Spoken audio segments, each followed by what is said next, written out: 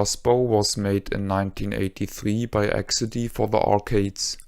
It used a stationary light gun which looked like a crossbow. The game is often considered to be the first arcade game to solely use digitized samples for speech and sound effects. In 1988 the game was ported twice with light gun support. On the Atari 8-bit computers family and on the Atari 7800. Sadly, other home versions don't support light guns. The Atari 8-bit computers port was done by Sculptured Software and the 7800 version presumably by Atari themselves. Of course, the Atari versions have simpler audio and graphics than their arcade counterpart, but they look and sound really good for what they are.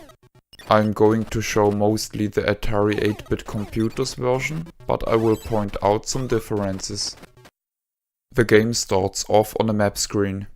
The player may shoot a color red box in order to choose a path. If no box is selected quick enough, a path is chosen at random. It isn't shown which box will lead to which place, and the player has to draw an own map by pen and paper or has to try to remember. The player uses a full automatic crossbow with infinite capacity and an infinite amount of ammunition. The aim is to protect a group of heroes from hazards as they walk over the screen. Besides the hazards, non-hostile beings will also appear which can be shot for points. If all heroes died, the game is over. The first time the player shoots a hero, a warning message will be displayed. Another shot will slow the hero down, and a third shot will be lethal. Some levels will grant an extra hero when being passed for the first time. If the player manages to pass the castle hall, a battle against the evil master takes place. Here, the player has to shoot the eyes, which get vulnerable as soon as they turn red. Besides the castle hall, there are 7 levels. A desert, a cave, a volcano, a jungle, a village, a bridge,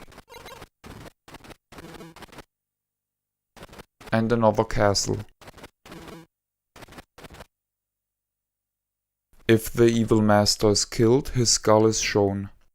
The Atari 8-bit computers version is the most graphical. The violence in the other versions seems to be turned down a lot. In general, the graphics of the ports are vastly inferior to the arcade version.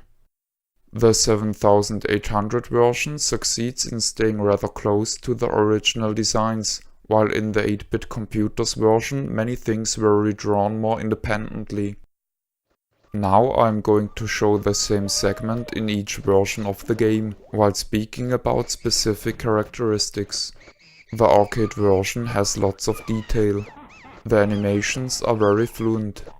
It is very noticeable that Exidy solely uses digitized sounds throughout the game.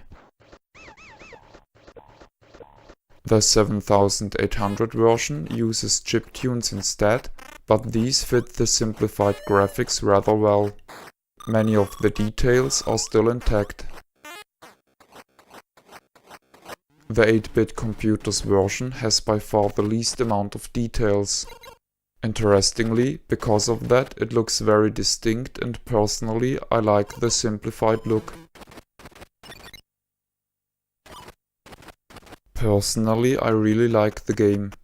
The heroes look all very distinct and have quite fluent animations. The Atari system ports play very well, and I appreciate that the game doesn't try to rely too much on accuracy, which is typically far from perfect on Atari light gun games. The box art of the game looks gorgeous. It is very well drawn and represents the game well.